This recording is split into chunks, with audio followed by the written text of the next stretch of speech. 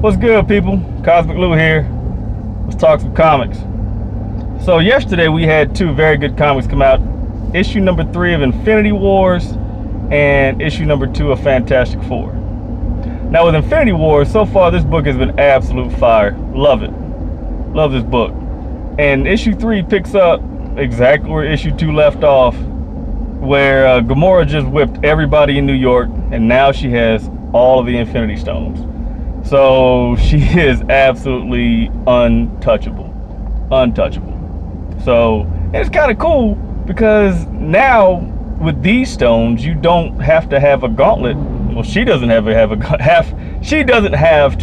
a gauntlet to wield them. They just kind of float around her head. She has one stone inside of her sword, and the rest of them just float around her head. Kind of cool. Different. You know, it's definitely not the gauntlet story. It's just something totally different. But she is absolutely corrupt with power. You know, she's gone. Her brain is somewhere, and she's hallucinating at this point because she's seeing Thanos. He's talking to her. She's like completely out of her brain. And so Loki and the librarian that was traveling with him when he was trying to figure out the history and the mysteries of the multiverse, they're there. And Gamora's about to off him. She's like, why should I keep you around?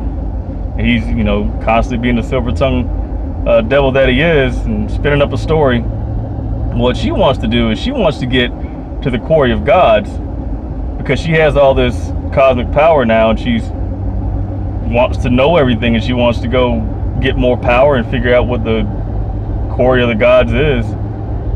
And before she leaves New York, she throws everybody that was involved in that little scuffle, throws them all in the soul gem.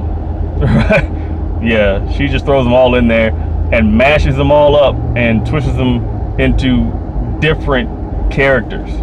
Right? So they're like, she just created a whole bunch of mashed up characters, and she created her own little world, little pocket dimension, or soul world is what they call it. And she threw them all in there, and now you have like this Captain America,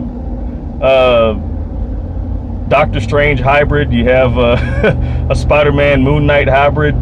It's really weird stuff, but she is just flexing. She is ultimately powerful in this book, and I highly recommend it. If you haven't jumped on these, you're not reading them, please do, because it's a really great read. And Fantastic Four number 2. Now, this number 2 is what number 1 should have been. Absolutely is what number 1 should have been. So we find the family, Reed and Sue and the kids. They're out there doing what they were doing years ago, out there creating universes. And Franklin Richards is an absolute monster. The man can create universes with his mind. But him and Molecule Man have to team up because Molecule Man controls molecules, and Franklin creates the universes, and without Molecule Man's molecule manipulation, that's a lot of M's. Without that, the universes don't become solid. But anyway, they're flying around, creating universes and people and everything, animals, everything. And then all of a sudden, Franklin runs out of juice. He runs out of power. He's still ultimately powerful because in one panel, you actually see him being examined, and they say, you're more powerful than Thor, the Hulk, and Silver Surfer. What? Everybody knew. All the fans know that Franklin Richards is an absolute powerhouse. And that's actually his name in the book now, is Powerhouse. This is like his call sign. Kind of cool. And they aged him correctly. He's not a little kid anymore. He's actually a teenager. So he loses his power, and then all of a sudden, the Griever, a character called the Griever, attacks him, and she's just destroying stuff left and right. And as powerful as Franklin is, she manhandles him and just flicks him around like a little bug.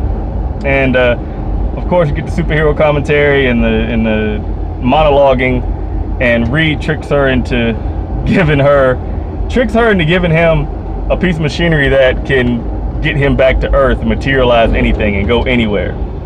And so he tricks her, he gets the machine, and he goes to Earth, and he pulls Johnny and the Thing and a whole bunch of other heroes to where they are, and they start, and you know, they're flexing on her because they gotta beat her. But this issue should have been what issue number 1 was, and I'm very happy that I read it, and I'm very happy with this book. So those are 2 that I got to. I really hope you check them out. They're really good. So until next time, it's Cosmic Lou. I'm out.